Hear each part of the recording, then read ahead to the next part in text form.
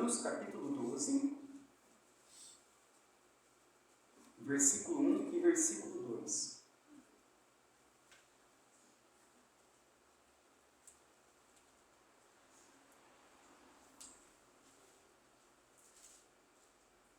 Diz assim: rogo-vos, pois, irmãos, pelas misericórdias de Deus, que apresenteis o vosso corpo por sacrifício vivo, santo e agradável a Deus, que é o vosso culto racional. E não vos conformeis com este século, mas transformai-vos pela renovação da vossa mente, para que experimenteis qual seja a boa, agradável e perfeita vontade de Deus. Até aqui vamos orar? Senhor Deus, estamos aqui reunidos em nome do Teu Filho Jesus e pedimos a Tua graça sobre nós, porque se o Senhor não tirar as escamas dos nossos olhos, se o Senhor não abrir o nosso coração, nós jamais compreenderemos a Tua palavra e seremos salvos. Por isso pedimos a Ti por misericórdia, para que o Teu Espírito Santo possa agir em todos os nossos corações, revelando a nós a Tua palavra, o Teu Evangelho, para que deixemos de confiar em nossas obras e passamos a confiar somente nas obras de Cristo. Por isso nos ajude, ó Deus, ajude ao nosso eu diminuir, para que o Senhor cresça em nós. Nós não queremos, ó Deus, apenas sermos religiosos, porque sabemos que a religião não poderá nos salvar. Mas, Senhor, se o Senhor tiver misericórdia de todos nós, então poderemos ouvir a Tua palavra, recebê-la em nosso coração e produzir muito fruto através dela. Por isso eu peço a Ti, ó Deus, a Tua bênção sobre nós nessa noite. É o que eu oro, em nome do Teu Filho Jesus. Amém. Irmãos, nós estamos fazendo uma pequena série sobre uma igreja saudável. E o tema dessa noite é o verdadeiro culto e a verdadeira salvação. E eu estarei expondo esses 2 versículos nessa noite, falando a respeito disso, do culto verdadeiro e da salvação verdadeira, daquela que transforma as nossas vidas. Quem escreve o livro de Romanos é o apóstolo Paulo. E do capítulo 1 até o capítulo 11, até de onde nós iniciamos anteriormente, por todos esses capítulos, Paulo ele vai estar fazendo uma exposição, uma explicação para a igreja, a respeito do Evangelho. E Paulo, nessa exposição, nessa explicação a respeito do Evangelho, ele vai mostrar para todos os homens, tanto os judeus como os gregos, os outros povos, que todos são pecadores. E que entre todos os homens, toda a humanidade, não há um homem justo sequer. Não há um que faça o bem. Não há um sequer, nenhum homem que mereça a salvação. Paulo diz então que todos pecaram e que todos carecem, precisam, necessitam da glória de Deus. Sem a glória de Deus, sem Deus se manifestar a nós, nenhum homem poderá ser salvo. E Paulo, ao explicar, ao passar por todos esses capítulos, ele vai deixar isso bem claro para a igreja. Por que ele fala isso de uma forma bem clara? Porque naquela época, os judeus, eles acreditavam que poderiam ser salvos pelas suas obras. Eles diziam que pelo fato de serem descendentes de Abraão, pelo fato deles obedecerem à lei, em sua consciência, eles achavam que obedeciam à lei, eles mereciam então serem salvos. Você lembra daquele homem que chega para Jesus e diz assim: bom mestre? E Jesus responde o que para aquele homem? Ninguém é bom senão um, que é Deus. Então o cumprimento que eles faziam naquela época era de chamar os mestres de pessoas boas, como se essas pessoas fossem boas. Você lembra também a respeito daquele jovem, que, se eu não me engano, é até a mesma passagem, daquele homem rico, em que ele chega para Jesus e diz: mestre, o que eu preciso de fazer para ser salvo? E Jesus então diz: você precisa de cumprir toda a lei. E aquele homem então fala para Jesus: Jesus, isso eu já faço, desde quando eu sou moço, eu já cumpro toda a lei. Porque esse era o entendimento que os judeus tinham, que eles eram bons e que eles obedeciam de uma forma plena à lei, de que eles conseguiam cumprir a lei. Até Cristo trazer a clareza que não, que todos pecaram, que não há um homem bom sequer, e que nem o homem consegue cumprir a lei com perfeição. Todos tropeçaram, e se tropeçarem em somente um preceito, todos se tornam culpados de toda a lei. E Paulo ele vai então fazer essa exposição sobre que todos são pecadores. E por que isso é necessário? Porque eu só posso entender a obra de Cristo se eu entender quem eu sou. Se eu não tiver essa consciência de que eu estou condenado pelos meus pecados, pela maneira de eu viver, que eu sou desobediente, que eu sou rebelde, e que eu não consigo ser perfeito em minha vida para merecer o céu, se eu não entender isso, eu não vou conseguir entender a obra de Cristo. E o que Cristo fez por nós naquela cruz. Então Paulo ele vai fazer essa exposição e vai deixar bem claro para os irmãos, sobre a condição miserável de toda a humanidade, a qual não há um justo sequer entre nós, em todos os habitantes dessa terra. E diante disso eu queria iniciar falando sobre um pouco a visão de salvação de algumas religiões, para vocês entenderem como é o pensamento das pessoas a respeito de como alguém pode ser salvo. Por causa do pecado, o que acontece? Os homens, eles perdem o entendimento da sua própria miséria. Então as religiões, diante disso, elas vão apontar salvação não por meio de Cristo, mas por meio de boas obras. Então, como acontece a salvação para o espírita, no espiritismo? O espiritismo crê que a salvação, ela acontece através das boas obras. E que na reencarnação é como uma condição de evolução espiritual, conseguida pelo próprio homem. O homem faz as suas boas obras e ele vai evoluindo, reencarnando, conseguindo ser cada vez mais luz pelos seus próprios méritos. O testemunho de Jeová, eles dizem que não basta crer em Jesus e aceitá-lo pela fé. É necessário ter mais fé em Jeová, fazer obras, batizar, pregar de casa em casa e pertencer à organização de Jeová, aos testemunhas de Jeová. Então os testemunhos de Jeová têm essa visão a respeito da salvação. Não é somente Cristo. Obras, batizar, pregar de casa em casa e pertencer àquela religião. No budismo, eles creem em várias reencarnações e nas boas obras como uma forma de aperfeiçoamento e elevação, que é a lei do karma. Então, as boas obras vão fazendo um aperfeiçoamento da pessoa e ela vai se elevando vida após vida, que eles acreditam em reencarnação. Os mormons, eles dizem que a salvação ela é obtida por meio de Cristo, por meio do batismo, por meio da observância das leis e das boas obras.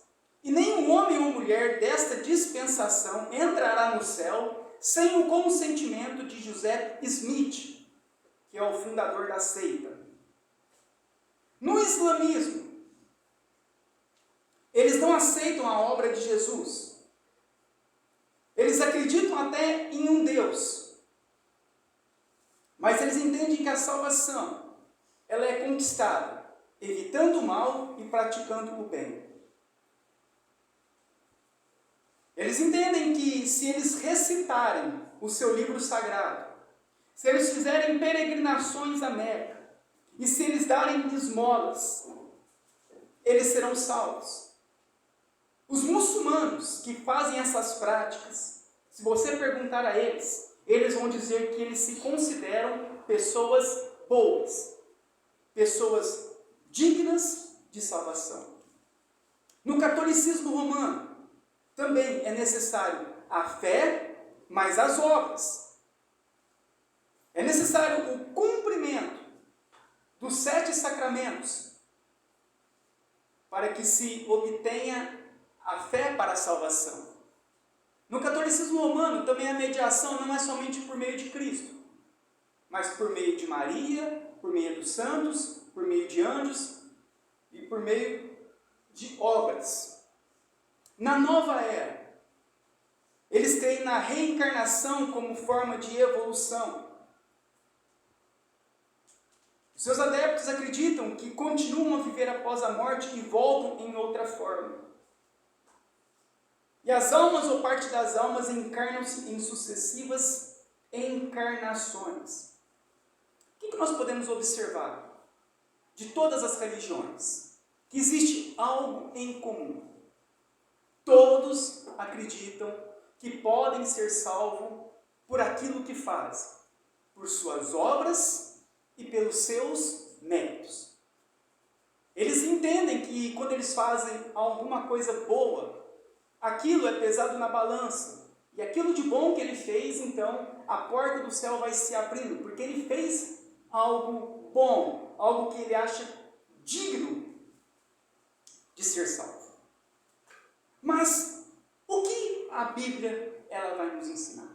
E através desses 2 versículos, eu queria expor para os irmãos a realidade da nossa salvação e da obra de Cristo em nossas vidas. Vamos ao texto então. Eu queria ler antes o versículo 36, o capítulo 11, versículo 36, um versículo acima do que nós lemos. Diz assim: porque dele, e por meio dele, e para ele, são todas as coisas. A ele, pois, a glória eternamente. Amém. Esse aqui é o resumo do capítulo 1 ao capítulo 11 de Paulo. Porque por meio de Cristo, por Cristo e para Cristo, são todas as coisas. Por isso, a Cristo seja dado a glória eternamente. E agora, então, no capítulo 12, versículo 1, o apóstolo Paulo, ele vai dizer, então: rogo-vos, pois, irmãos, pelas misericórdias de Deus. Rogo-vos, exorto-vos, pois, portanto, após o apóstolo Paulo, ele dizer que todos pecaram e que somente Cristo é o Senhor e Salvador, Paulo agora vai chamar a atenção da igreja, diante de tudo aquilo que ele havia exposto nos capítulos anteriores,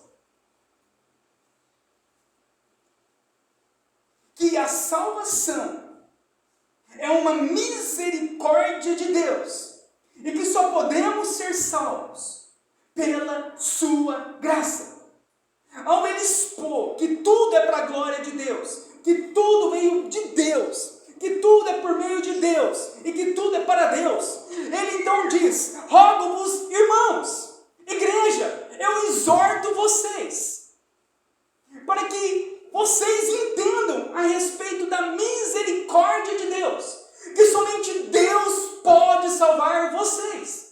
Que não há salvação em outro, que não há salvação em obras, que não há salvação em méritos, a não ser pela misericórdia de Deus. A vida de todos depende da misericórdia de Deus. Com essa exposição que Paulo havia feito nos capítulos anteriores, ele esperava que os irmãos aceitassem a palavra e que para isso Deus usasse de misericórdia para com eles. Aqui nós vemos tanto a responsabilidade humana, quando Paulo os exorta a crer, quanto a soberania de Deus, quando ele diz, pelas misericórdias de Deus. Aqui é um chamado para todos nós, a recebermos por graça a misericórdia de Deus. Paulo exorta aquelas pessoas a abandonarem os seus pecados, a reconhecerem as suas misérias e irem até Cristo para serem salvos. Nenhum homem será salvo sem Cristo. Jesus diz, eu sou o caminho, a verdade e a vida, e ninguém vai ao Pai senão por mim. O apóstolo Paulo diz que Cristo se tornou o único mediador entre Deus e os homens. A todos os homens, a todos nós precisamos de ter esse entendimento de que nenhum de nós poderemos ser salvos, a não ser por meio da obra de Cristo. Então ele diz, rogo-vos, pois, exorto aos irmãos, eu ordeno aos irmãos, pela misericórdia de Deus, pela graça de Deus, que todos vocês apresentem o vosso corpo por sacrifício vivo, santo e agradável a Deus. Ele diz então, que apresentei o vosso corpo. O vosso corpo aqui, a palavra corpo, no grego, é a vida por completo. É tanto a parte material como a espiritual. Toda a sua vida, o verdadeiro culto, ele não está somente relacionado a esta reunião, mas com toda a nossa vida, tanto aqui como lá fora. O que é o culto? É um estilo de vida, a qual Cristo nos salvou. Nós terminamos o culto coletivo, mas não termina-se o culto. O culto ele prossegue para sempre em nossa vida. Nós somos, cada um de nós, um culto ambulante. O verdadeiro culto é o nosso estilo de vida. Não é um momento. O culto não é limitado a 4 paredes, mas é em todos os lugares, em todos os momentos e diante de qualquer pessoa. A nossa vida, ela precisa ser um culto a Deus. Então Paulo, diante daquilo que foi explicado com relação ao Evangelho, ele exorta a todos que por meio da misericórdia de Deus, eles então apresentem toda a sua vida diante de Deus, como um sacrifício vivo, santo e agradável.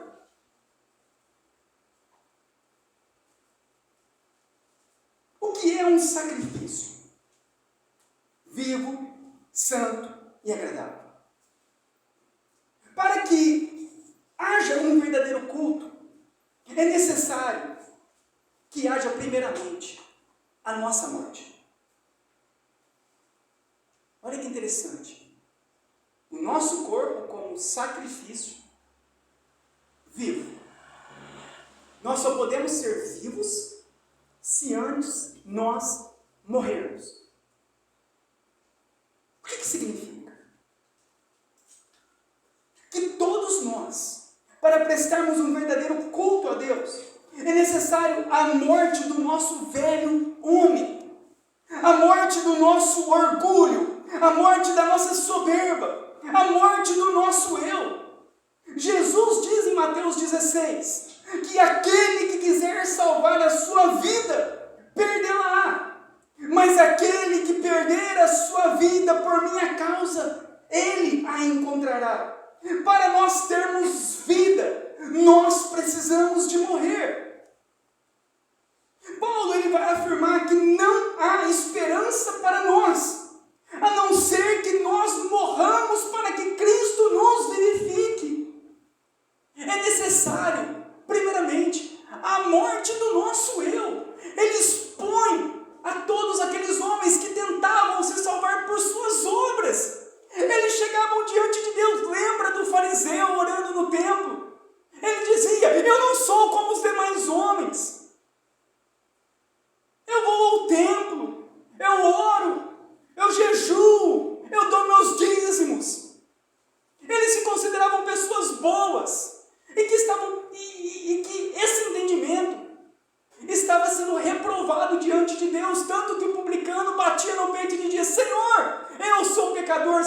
prove isso a mim. E Jesus diz que foi o publicano que foi justificado, e não o fariseu.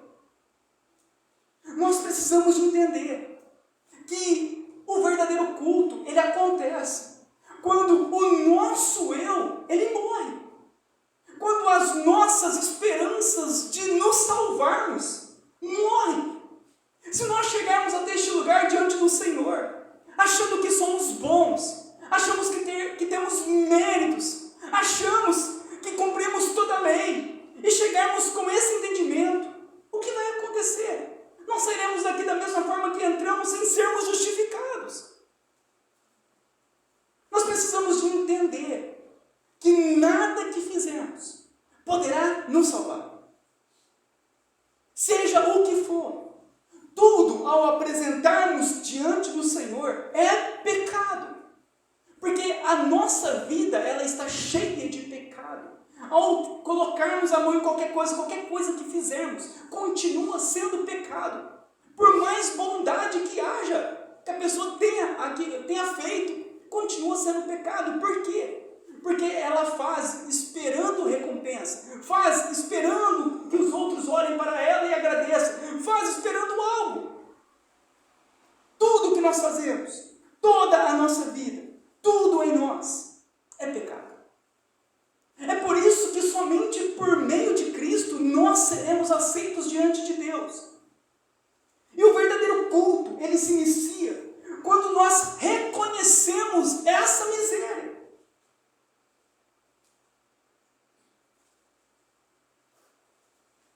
Quando nós morremos, o nosso eu, é o momento então em que nós encontramos a vida em Cristo. Quando morremos, é o momento em que nós nos tornamos santos em Cristo. Quando morremos, é por meio de Cristo então que somos aceitos por Deus. O nosso culto, a nossa vida, ela não será aceita diante de Deus pelos nossos méritos, mas pelos méritos de Cristo. Não é pelas nossas obras, mas pela obra de Cristo. O nosso culto, ele só pode ser aceito por causa de Cristo. Deus só ouve a tua oração, não é porque você está vestido bonito. Não é porque você é uma pessoa moralmente correta. Ele só ouve a tua oração, ouve o teu louvor, por causa de Cristo. Há uma separação eterna entre homens e Deus. Há uma separação por causa do pecado. E somente Cristo, ele consegue reconciliar pecadores com Deus. Então, quando nós oferecemos qualquer coisa a Deus, oramos a Deus, louvamos a Deus, viemos a um culto público, ou permanecemos com o nosso culto, com o nosso estilo de vida cristão nesse mundo, tudo só é aceito por causa de Cristo. Se não for por meio de Cristo, nada será aceito de nós. Nada do que fizermos será bom. Nada do que fizermos, Deus aceitará. Olha a importância de Cristo. Cristo não é apenas um utensílio da igreja. Cristo não é apenas um pontinho que eles deixam Jesus de lado, né? Geralmente quem aparece muito, pastor, e é a ministração de música, e é pular, e é dançar, meu irmão, nós estamos aqui, é porque nós reconhecemos que nós não poderemos ser salvos sem Cristo. Tudo está ligado a Cristo. Tudo é para Cristo. Tudo é por meio de Cristo. Tudo é de Cristo. Nós precisamos de entender que o que nós estamos fazendo aqui, nessa noite, só será aceito diante de Deus por causa de Cristo.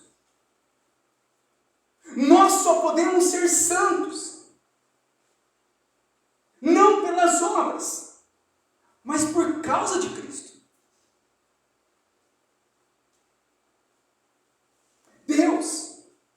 Ele só pode nos aceitar, ouvir os nossos cânticos, responder às nossas orações, por causa de Cristo. Cristo é o centro de todo mundo. Por isso, quando ele diz, oferecei a vida de vocês como sacrifício vivo, sacrifício santo, sacrifício agradável. É nós pararmos de confiar em nós mesmos e passarmos a confiar somente em Cristo. É nós morrermos para as nossas boas obras como meios de salvação e passarmos a confiar somente em Cristo. E ele diz, apresenteis o vosso corpo por sacrifício vivo, santo e agradável a Deus, que é o vosso culto racional. O que significa que é o vosso culto racional? É um culto com entendimento de que somente pela misericórdia de Deus, mediante a mediação de Cristo, é que o culto se torna um culto. O culto racional não é apenas se reunirem em um local com muitas pessoas, cantar louvores ou ler a Bíblia e fazer orações, mas é entender que tudo isso só pode ser aceito por causa de Cristo. O culto só é aceito, tudo o que fizermos só é aceito por causa de Cristo. Porque o sangue dele nos purifica dos pecados, nos lava. Quando Deus olha para nós, ele vê o quê? Cristo em nós. E por causa de Cristo em nós, há essa esperança para a glória. Por causa de Cristo. Sem Cristo não há vida.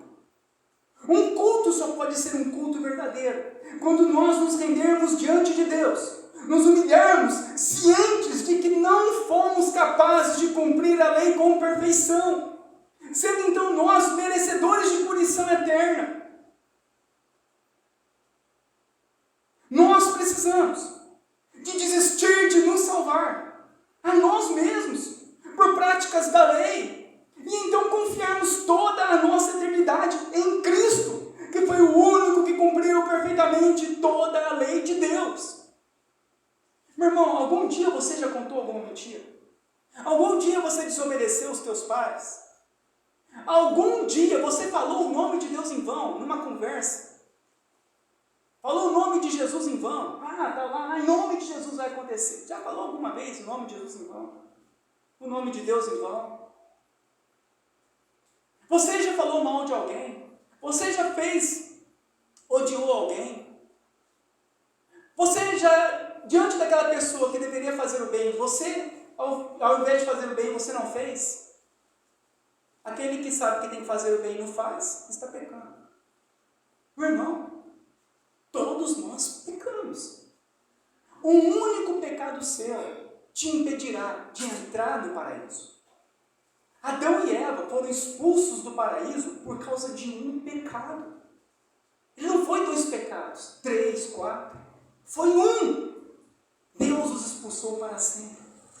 Olha a tua vida. Quantos pecados você já cometeu ao longo da tua história?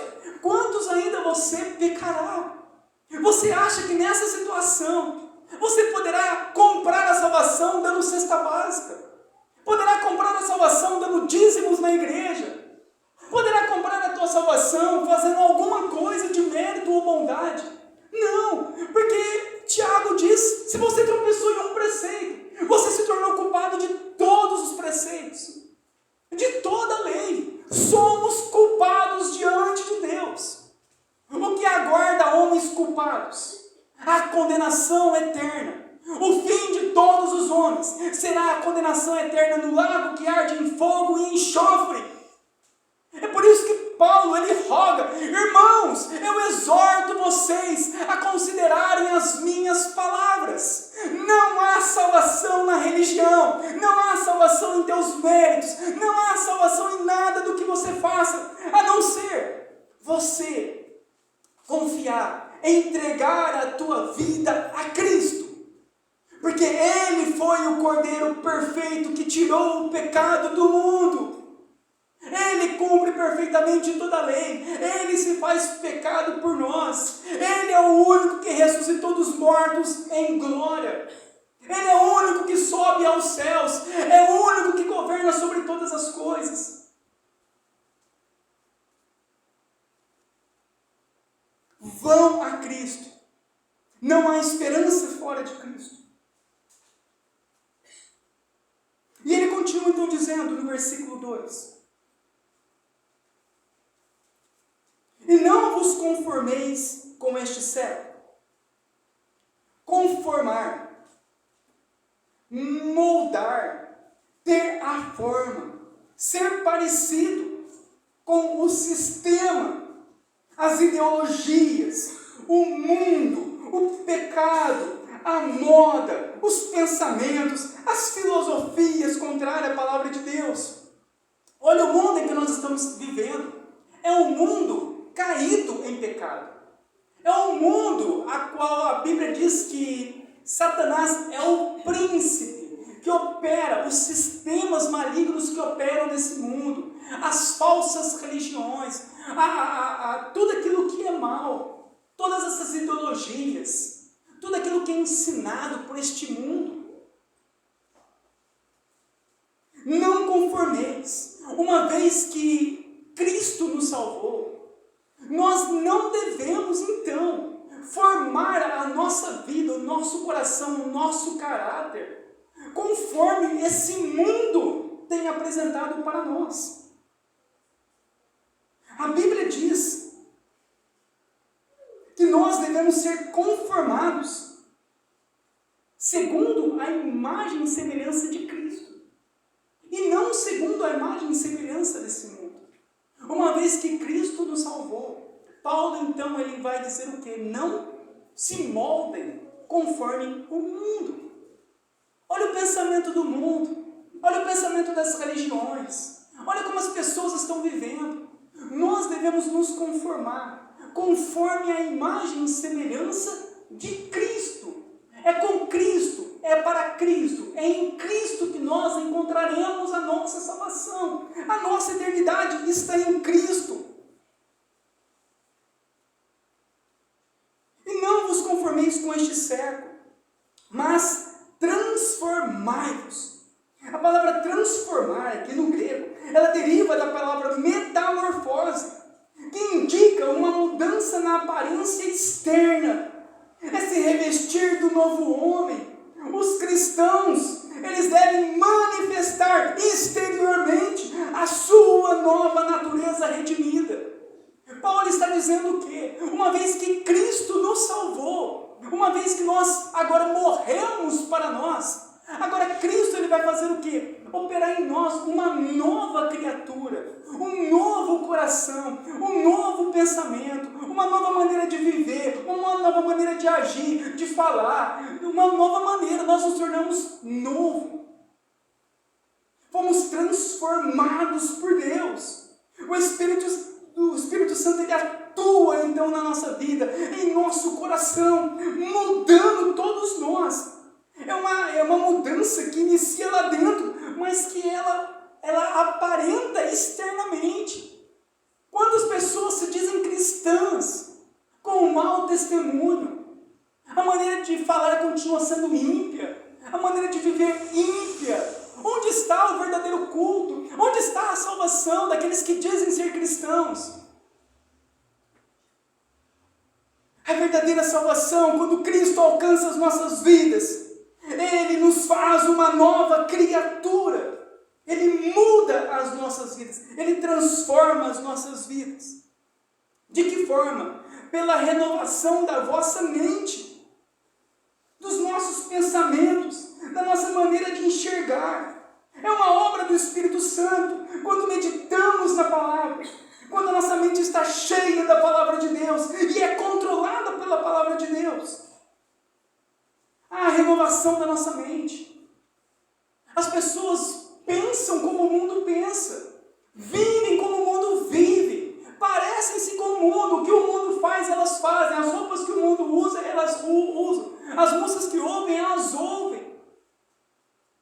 Jesus nos chama para quê? Para a salvação eterna, como peregrinos e forasteiros. espiritualmente desse mundo e preparar-nos para a cidade celestial, onde nós aguardaremos a volta do Senhor Jesus Cristo. E nós devemos então renovar a nossa mente com a palavra de Deus.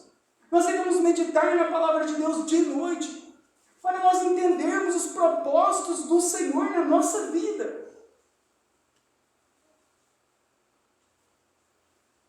Agostinho de Hipona, que é um dos pais da igreja lá dos primeiros séculos, antes da conversão dele, ele fazia parte de uma outra religião. E nessa religião, naquela época, havia muitos debates a respeito de Deus.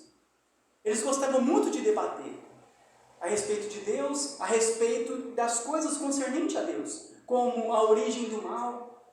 E a religião que ele frequentava antes da sua conversão era cheia de debates, e eles gostavam de vencer os debates. Havia muita filosofia. Mas Agostinho, ele percebeu algo nessa religião, que ele não via no cristianismo. É que as pessoas da religião que ele frequentava, elas, por mais que falavam de Deus, por mais que elas discursavam a respeito de Deus, elas não tinham uma transformação de vida. Agostinho observava que elas falavam de Deus, filosofavam a respeito de Deus, mas elas continuavam imorais, bêbadas, não havia transformação. Quando ele conheceu o cristianismo verdadeiro, ele observa o quê? Que as pessoas, que os cristãos, eles não somente falavam de Deus, mas eles eram transformados.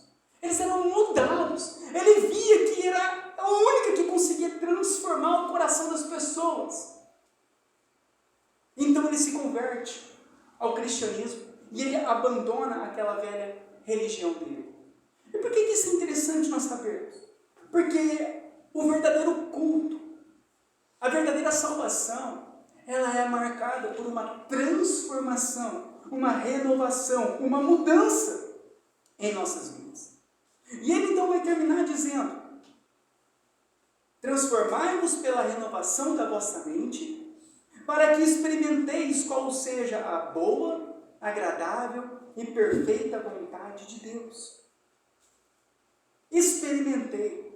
Aqui não é ter experiências sobrenaturais, não é ter arrepios e nenhum mover, mas o experimenteis aqui, o sentido dele, no grego, é discernir, para saber qual é a vontade de Deus. Quando ele fala, seremos transformados pela renovação da nossa mente, pelo conhecimento da palavra, e transformados para nós experimentarmos, para nós discernirmos agora qual é a boa, agradável e perfeita vontade de Deus.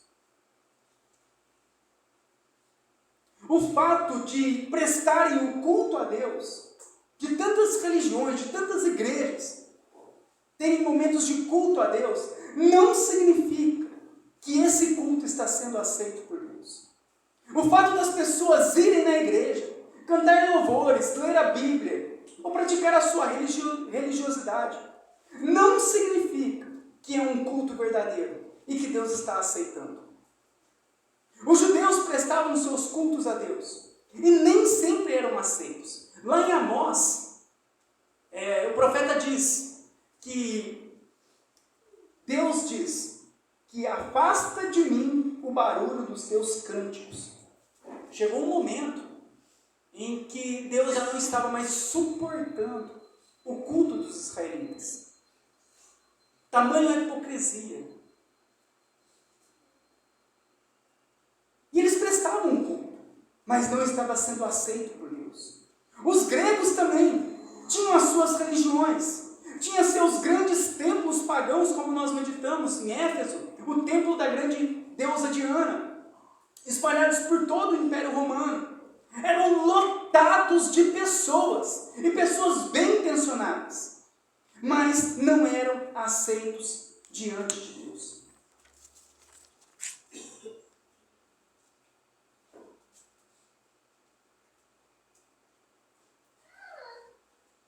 Por melhor que seja, irmãos, a intenção das pessoas, nada é aceito por Deus sem a mediação de Cristo. Nenhuma transformação acontece sem a mediação de Cristo. Porque Ele é o único que é perfeito. O único que ressuscitou dos mortos em glória. Ele é o único. Enquanto nós acharmos que somos bons, que há méritos em nós, pelos nossos esforços ou religiosidades, nunca seremos aceitos por Deus. Continuaremos perdidos. Enquanto o nosso eu não morrer, não seremos salvos. Se você se acha uma pessoa boa, que vem aos cultos, que é moralmente correta, não rouba, não tem vícios, não fala mentira. Se você se acha assim diante de Deus, entende-se que você não conhece o Evangelho. Você nunca foi salvo.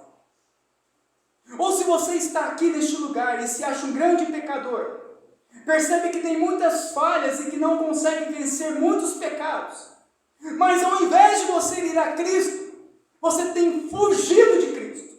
Da mesma forma, você também está sem Cristo, como aquele que se acha bom o suficiente para ser salvo. Os dois extremos. Aqueles que se acham bons para serem salvos precisam de Cristo, porque não entenderam a miséria de seus corações. Mas aqueles que estão afastados de Cristo, porque se acham pecadores, e que ao invés de ir a Cristo para então ser salvo, continuam afastados, entende-se também que você está sem Cristo e que você também precisa de Cristo para ser salvo. Todos precisam de Cristo. Não há um homem que não precise de Cristo. Enquanto não morrermos por completo, não poderemos ter a vida verdadeira. Enquanto não nos rendermos totalmente a Deus e dizer: eu não consigo, eu não sou perfeito, eu sou um pecador, por favor me salve, Senhor. Enquanto não irmos a Ele para sermos salvos, estaremos perdidos eternamente. O que podemos concluir, irmãos, é que não há esperança para nenhum homem sem Cristo. Seja a pessoa mais moral de todas, seja o pior dos pecadores, todos deverão ir com fé até Cristo e confessarem os seus pecados. Porque Cristo é fiel e justo para nos perdoar os pecados e nos purificar de toda injustiça. E é isso que nós precisamos entender. O que é um culto racional? Não é a beleza da estrutura do templo. Não é a qualidade do equipamento de som e das músicas. Não é a vestimenta das pessoas, se são ricas ou se elas se vestem bem. Não são as apresentações de pessoas cantando, nem manifestações de dons. Mas o verdadeiro culto é aquele em que toda a congregação compreende a sua miséria espiritual, em que cada um se encontra e que todos então desistem de tentarem se salvar pelas suas obras, ou pela sua aparência, ou pela sua religiosidade. E então, eles vão até Cristo e confiam tudo nas mãos de Cristo. E o que Cristo fez naquela cruz. E então recebem o descanso eterno para as suas almas. É isso que é o verdadeiro culto. É isso que é a verdadeira congregação cristã. Pessoas que reconhecem que não podem se salvar, mas que vão até aquele que poderá salvar a tua alma eternamente. A única certeza que nós temos, irmãos, que um dia nós morreremos. Essa é uma certeza que todos nós temos. Não sabemos se seremos bem-sucedidos, não sabemos se ficaremos doentes ou não, não sabemos o que vai acontecer amanhã, mas uma coisa nós sabemos: que a morte um dia baterá na porta de todos nós, sejam dos mais novos, sejam dos mais velhos. Como Paulo diz: rogo-vos, exorto-vos, estejam preparados, busquem a graça do Senhor e vão até Cristo, para que os teus pecados sejam perdoados e você então seja justificado diante de Deus. Diante disso, nesse momento, eu peço aos irmãos para que nós estejamos orando. Você que está aqui nessa noite, que diante dessa mensagem, você possa estar fazendo uma reflexão da tua vida.